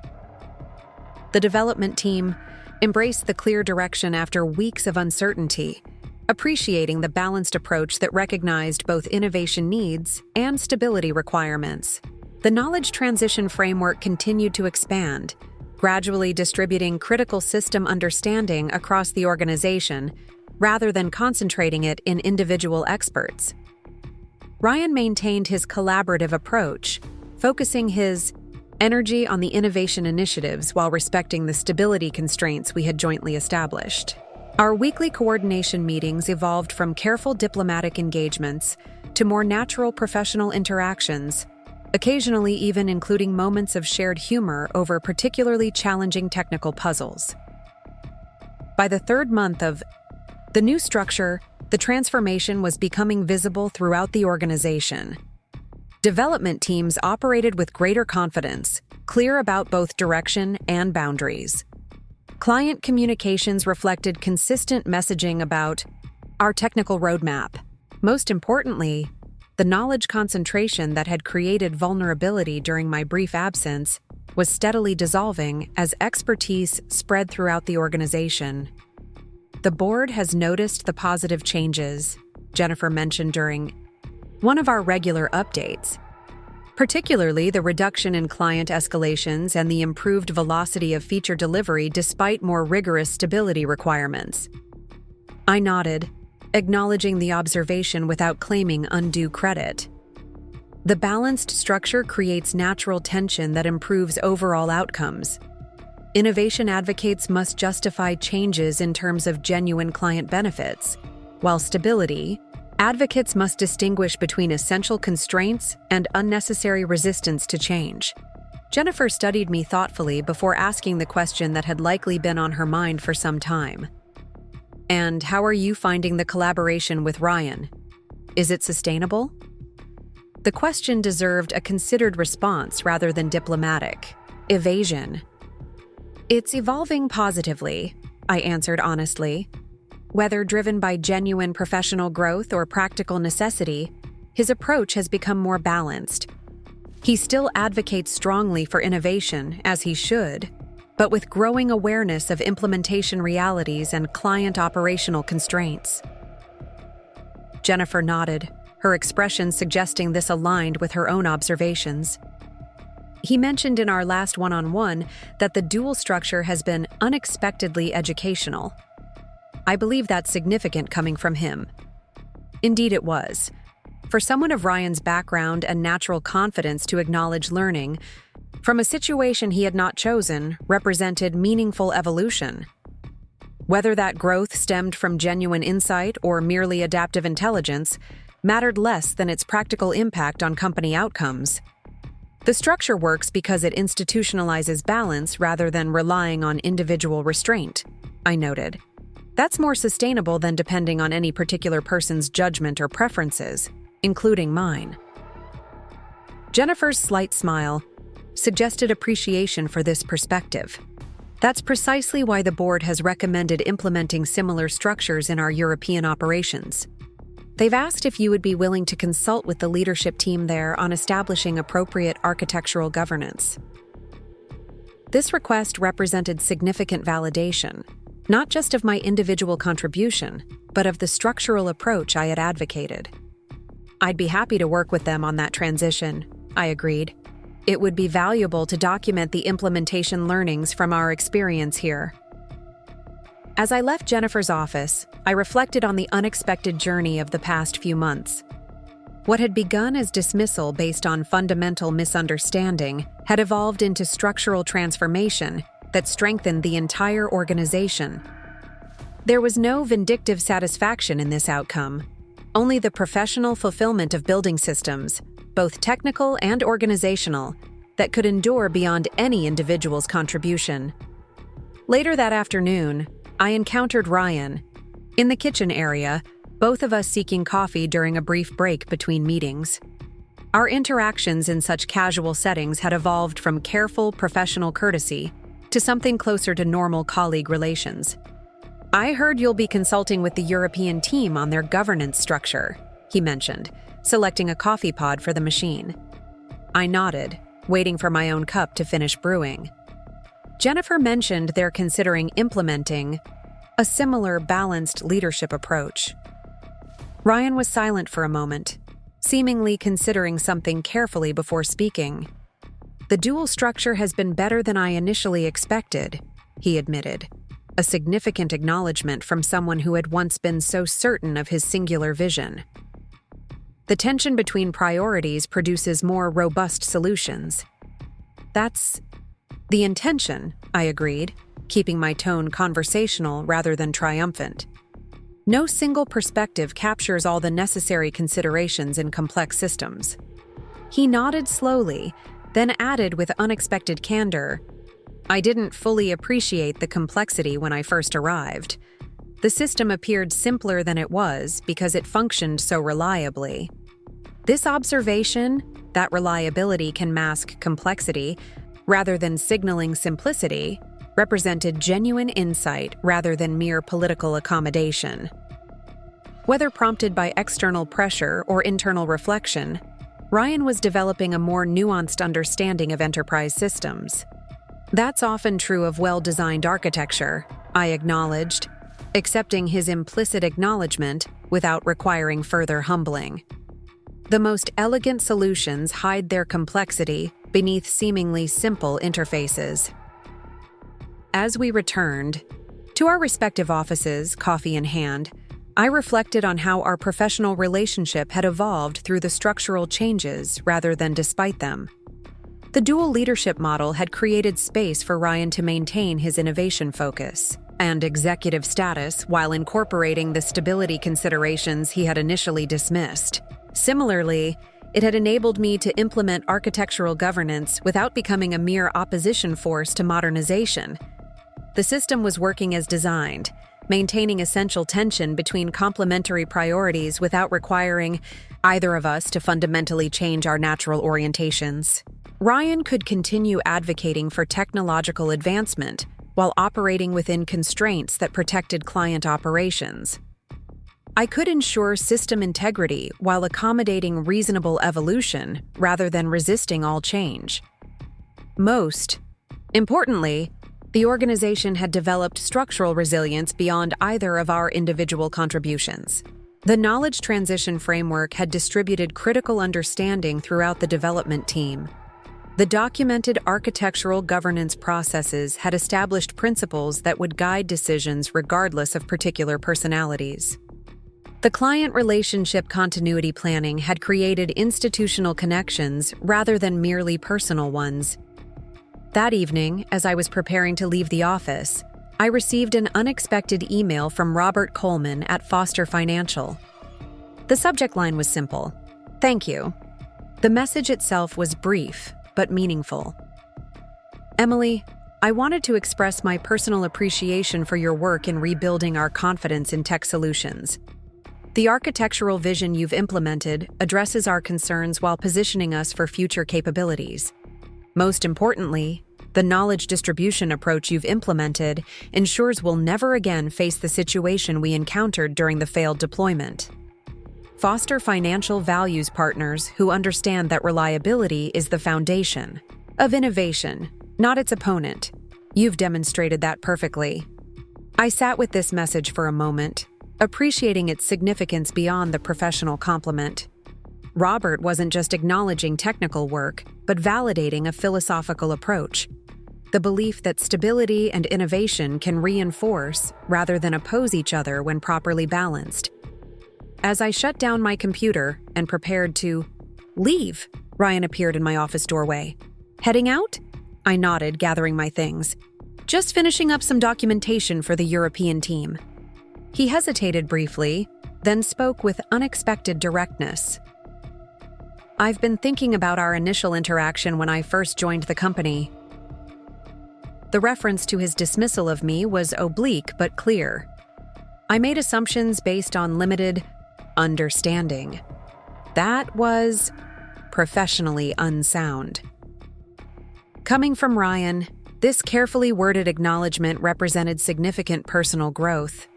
Not a dramatic apology or emotional confession, but a measured professional recognition of flawed judgment. "Complex systems require time to fully understand," I replied, neither dismissing his implicit apology nor dwelling on past conflict. That's why knowledge transition is so important. It accelerates that understanding for new team members. He nodded, accepting this framing that focused on processes rather than personalities. "The framework you've implemented addresses that effectively. I've recommended we adopt something similar for the innovation initiatives to ensure continuity as we bring on new team members." This extension of the knowledge transition approach to his domain represented genuine integration of principles rather than mere political accommodation. Whether motivated by sincere appreciation or practical recognition of effectiveness, it created foundation for ongoing organizational resilience. "That would be valuable," I agreed. "I'm happy to share the templates we've developed if that would be helpful."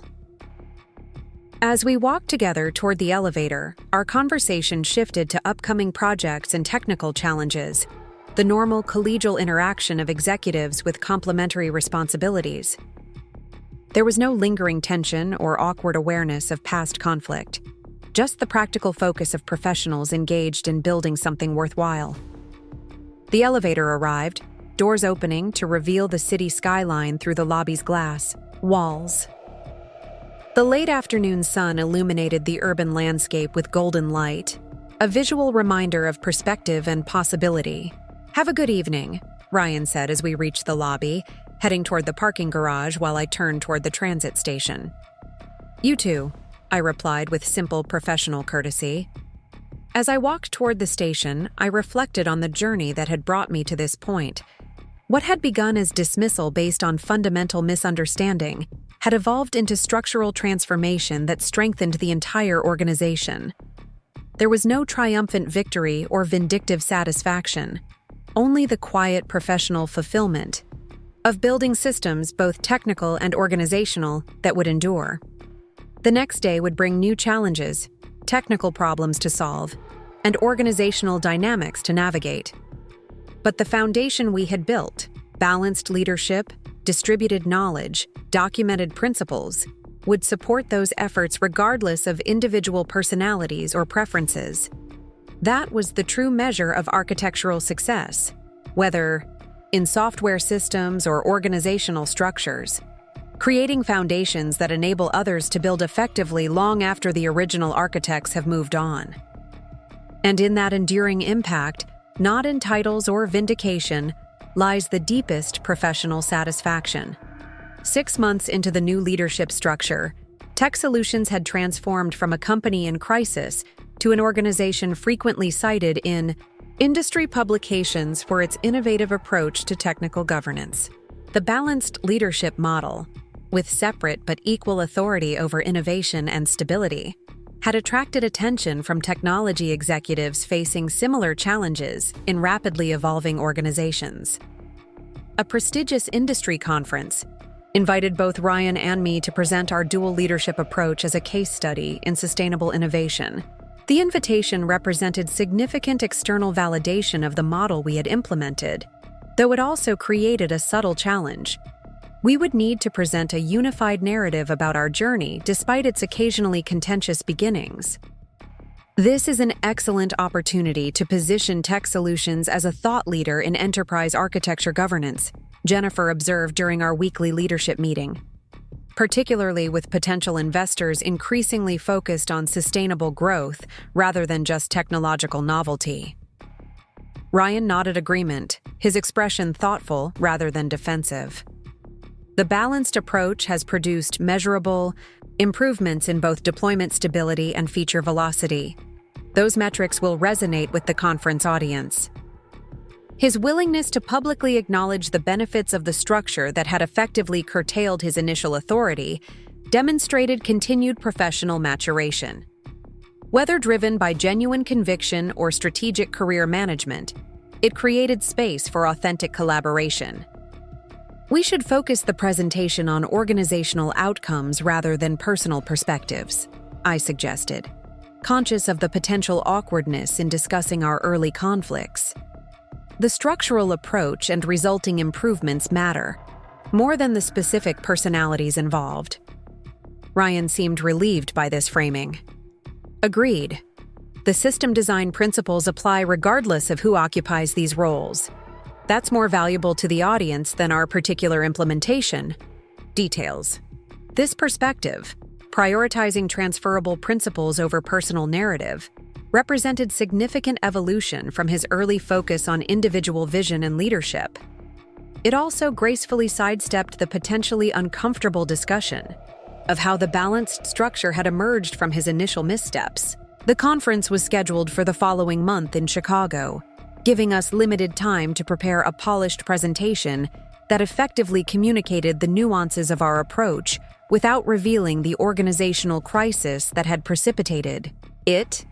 We established a regular working session on Thursday afternoons to develop the material, agreeing to focus on structural principles rather than specific personalities. During our first preparation session, Ryan surprised me with a level of candor I hadn't expected in a professional context. "I've been thinking about how to describe the origin of this model without creating an awkward narrative," he began, his tone carefully neutral. "The reality is that the balanced structure emerged largely from my initial failure to appreciate the complexity of existing systems and relationships. This direct acknowledgement, naming his early approach as a failure, rather than merely a different perspective, represented remarkable growth from the confident executive who had dismissed me as replaceable. The specific catalyst is less important than the principles we discovered, I replied, offering a graceful path forward rather than dwelling on his admission. Many organizations arrive at similar realizations through different journeys. The key insights about balancing innovation and stability have broad application regardless of how we specifically reach them. Ryan nodded, visibly appreciative of this framing that focused on lessons rather than errors. That's a useful perspective. We can present the model as an evolutionary discovery rather than a crisis response. Exactly. The tension between innovation and stability exists in every technology organization, I elaborated.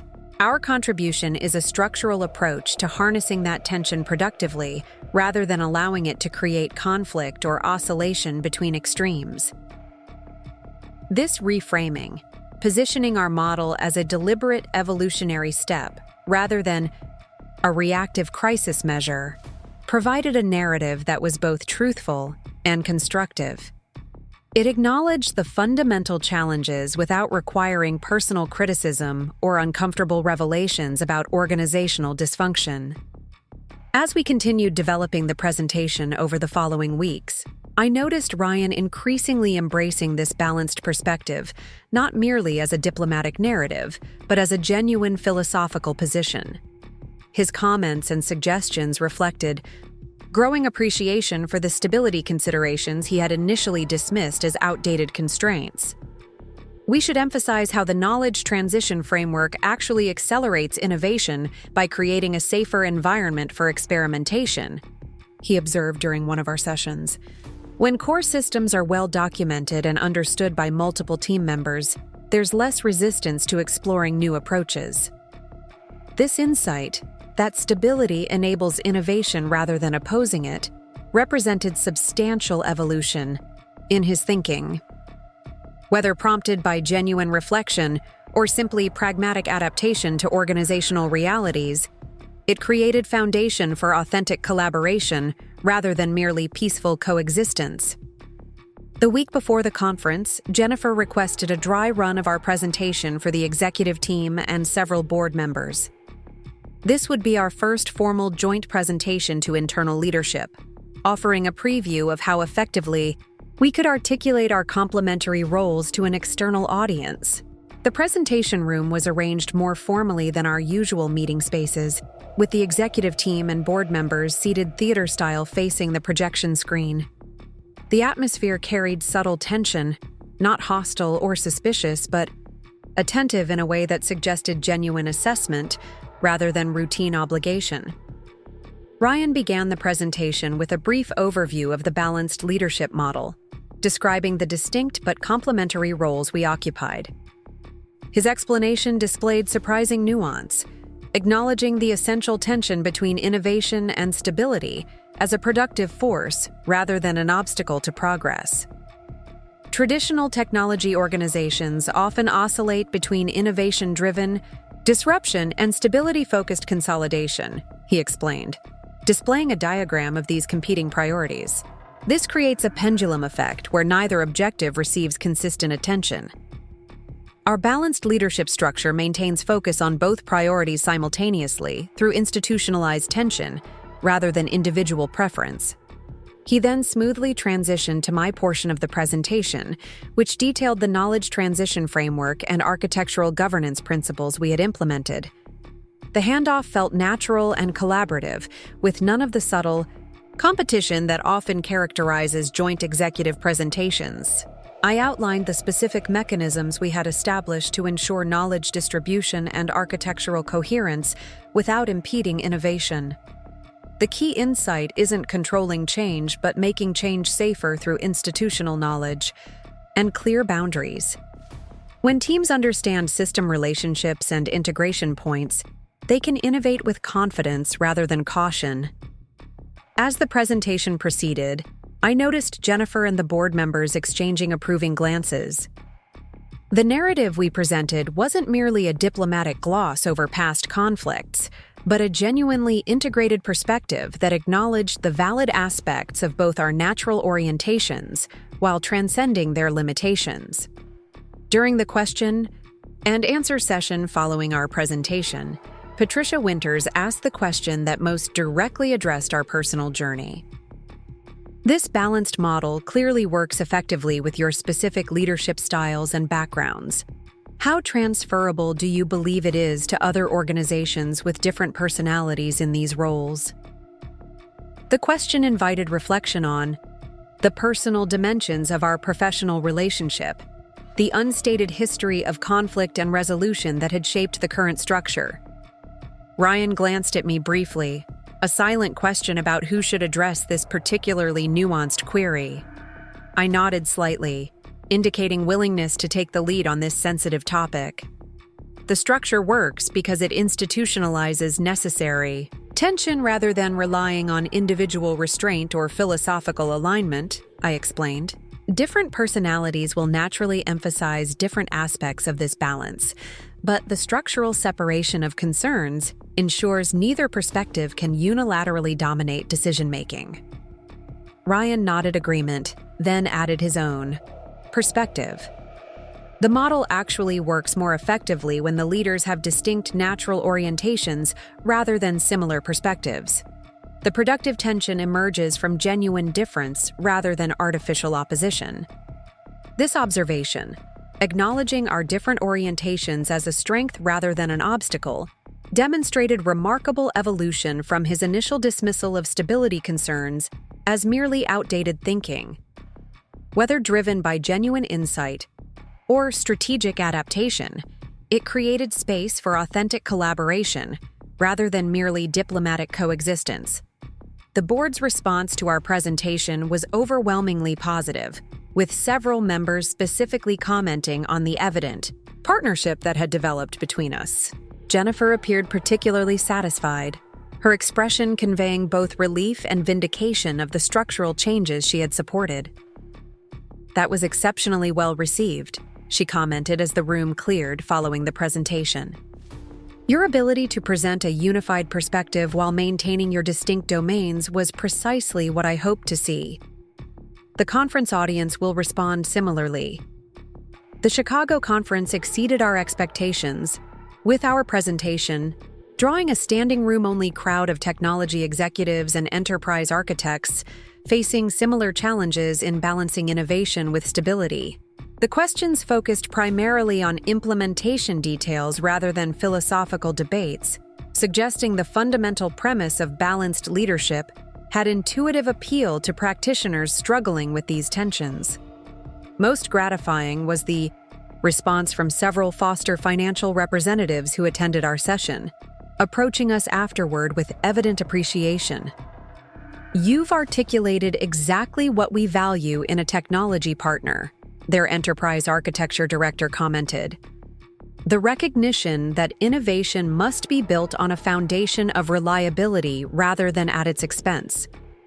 The external validation of our approach reinforced its implementation within TechSolutions, creating virtuous cycle of cultural reinforcement.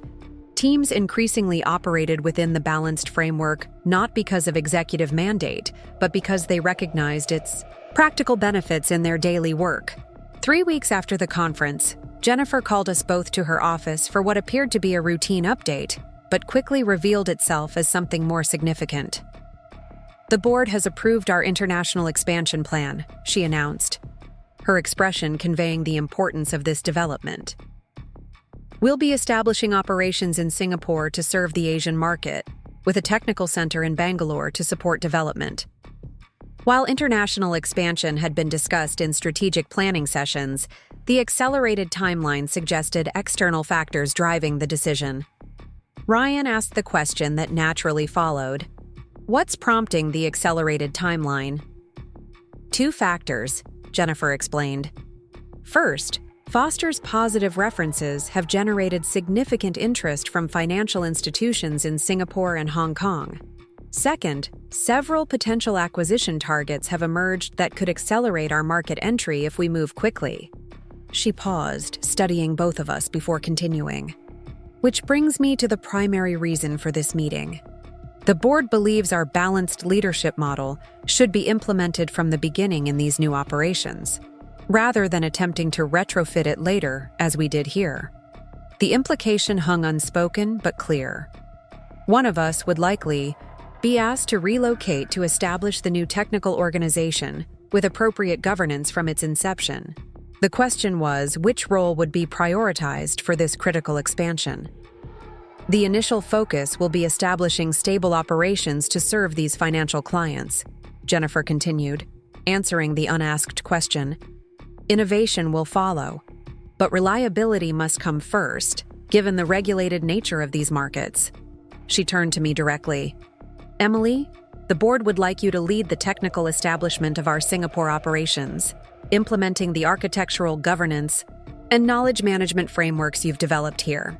This would be a 6-month assignment initially, with the option to remain in a permanent leadership role if you're interested. The offer represented significant professional advancement, leading international expansion rather than merely supporting existing operations. It also reflected fundamental shift in organizational values, prioritizing stability and governance over novelty and disruption when entering new markets. I glanced at Ryan, curious about his reaction to this prioritization that effectively inverted his initial vision of technical leadership. His expression revealed neither resentment nor surprise, only thoughtful consideration of the strategic implications. That sequence makes sense, he acknowledged, surprising me with his ready acceptance.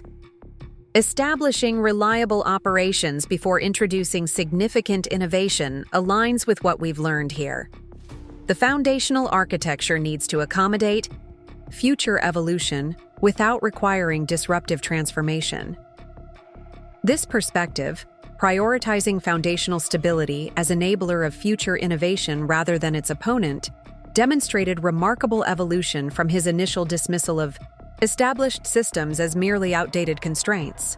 Whether driven by genuine philosophical growth or merely pragmatic adaptation to organizational realities, it created space for authentic collaboration rather than competitive positioning. I would be interested in this assignment, I replied. To Jennifer, returning to the immediate question. Establishing appropriate governance from inception is considerably more effective than retrofitting it later. When would this transition begin? Planning would start immediately with relocation in approximately 2 months, Jennifer explained. You would have authority to select a core team from existing staff, with additional local hiring as needed. The conversation continued, addressing practical details of international operations and specific client requirements in the Singapore market. Throughout the discussion, I noted Ryan's constructive engagement, offering relevant insights about innovation potential without attempting to redirect the fundamental stability focus of the initial establishment.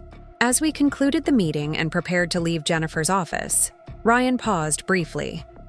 This is the right approach, he said, addressing both Jennifer and me. Starting with strong architectural governance creates foundation for sustainable innovation rather than just flashy demonstrations. It's what I would recommend if asked, which means our balanced model is working as intended. This unsolicited endorsement, acknowledging the primacy of stability considerations in certain contexts, rather than reflexively advocating for innovation-first approaches, represented genuine professional growth rather than merely diplomatic accommodation.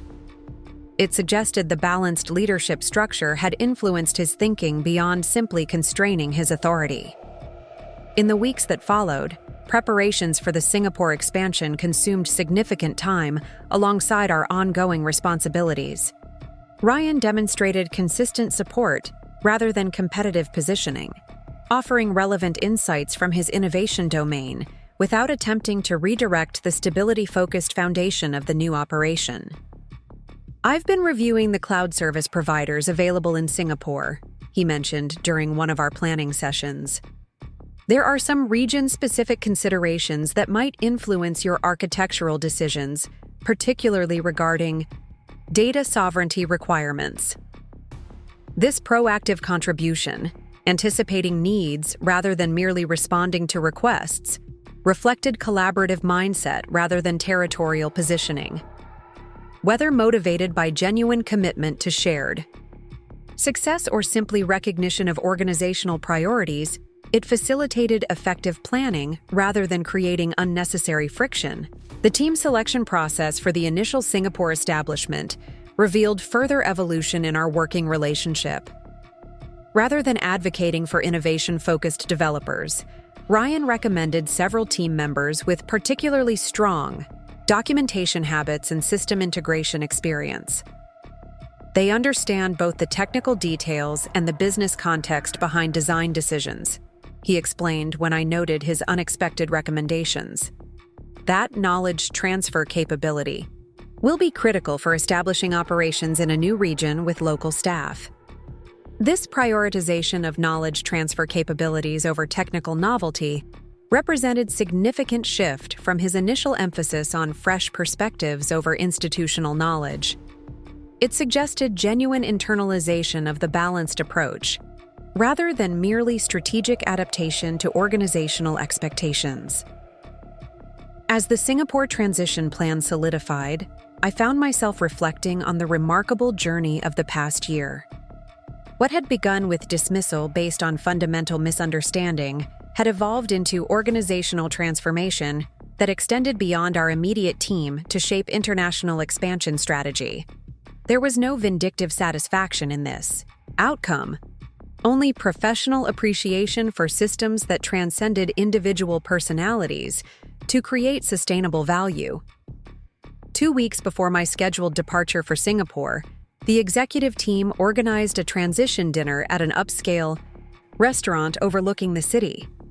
The atmosphere was collegial, but tinged with the subtle melancholy that accompanies significant organizational changes, even positive ones. Jennifer offered a brief toast acknowledging my contribution and the opportunity the Singapore expansion represented for both me and the company.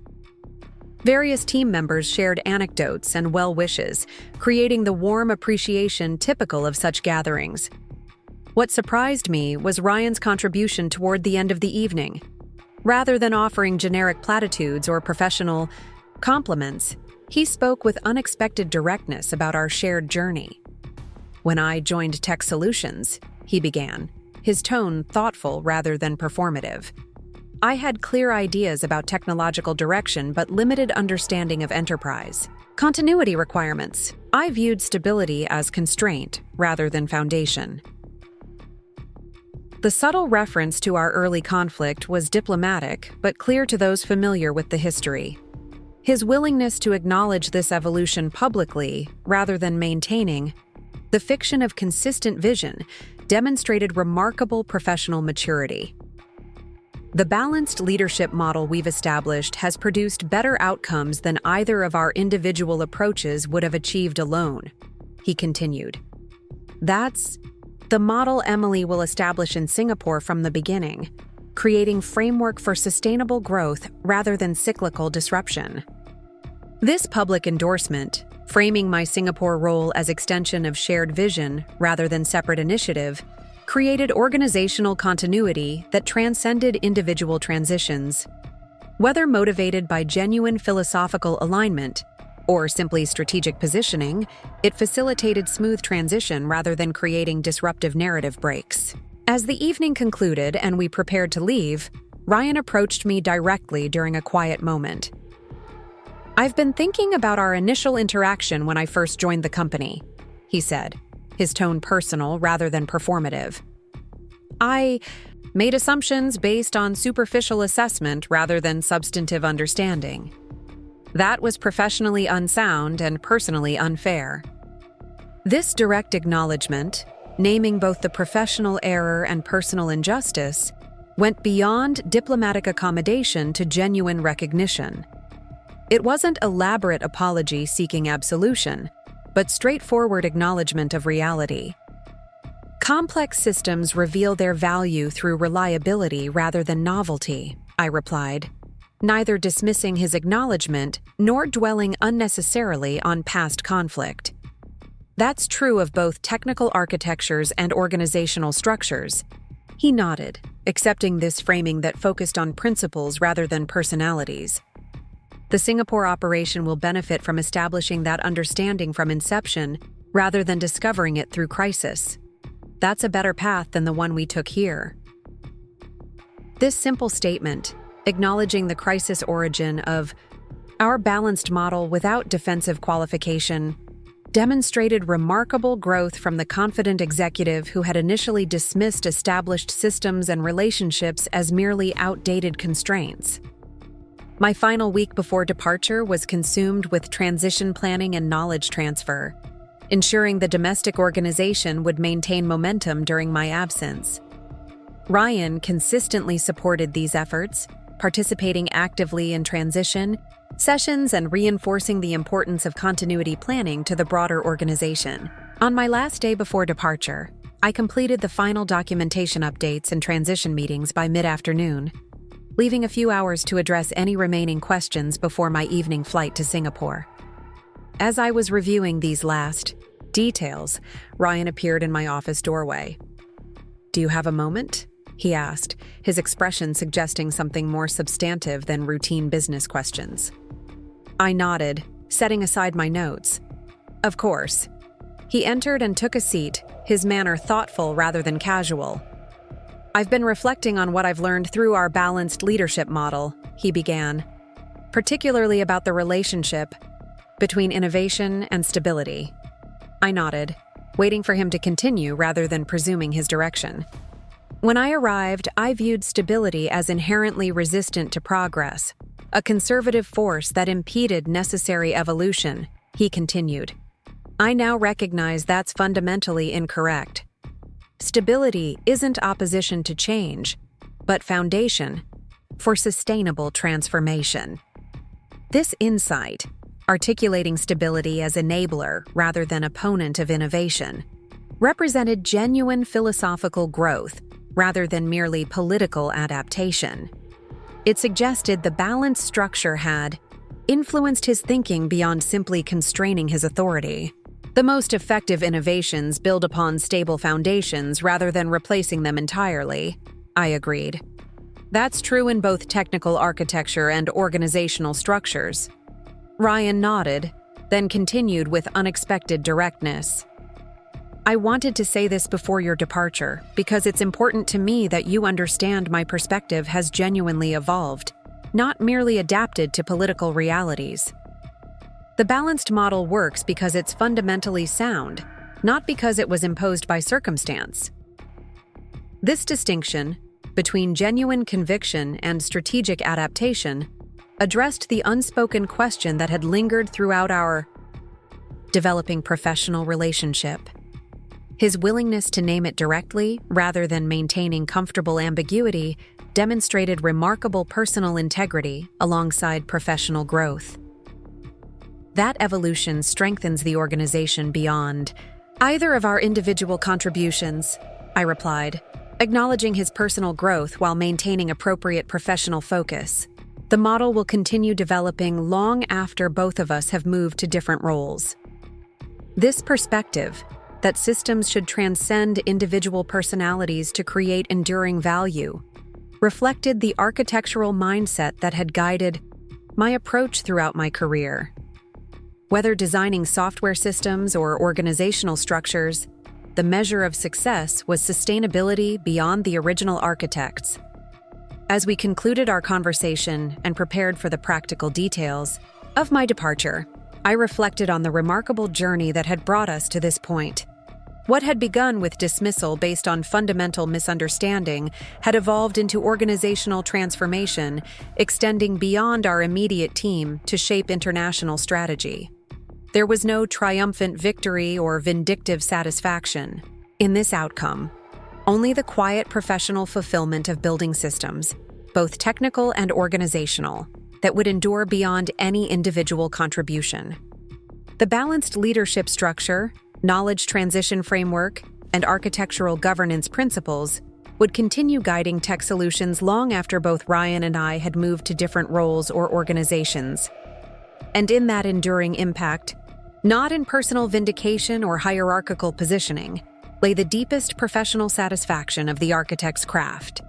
The Singapore operation would begin with this balanced foundation rather than discovering it through crisis and recovery. New technical leaders would step into roles designed for complementary tension rather than individual dominance. Client relationships would develop with built-in continuity planning rather than dangerous dependency on particular personalities. As I boarded the flight that evening, I carried not just responsibility for establishing new international operations, but perspective on how systems outlast individuals when properly designed for resilience. The technical architect in me appreciated this principle in organizational structures just as in software systems: modularity, distributed knowledge, complementary tensions creating balance rather than instability. The most elegant designs aren't those that depend on perfect execution by extraordinary individuals, but those that enable ordinary people to achieve reliable excellence through thoughtful structure and appropriate constraints. That principle, more than any particular technology or methodology, would guide the Singapore establishment and whatever professional challenges followed. Ryan would continue leading innovation initiatives domestically, while I established architectural governance internationally. Our complementary perspectives would inform organizational evolution across expanding operations. The systems we had built together, both technical and organizational, would endure beyond our individual contributions, enabling others to build effectively without reinventing foundations with each leadership transition. And in that legacy of resilience, not in personal advancement or vindication, lay the true measure of architectural success. Up next, you've got 2 more standout stories, right on your screen. If this one hit the mark, you won't want to pass these up. Just click and check them out.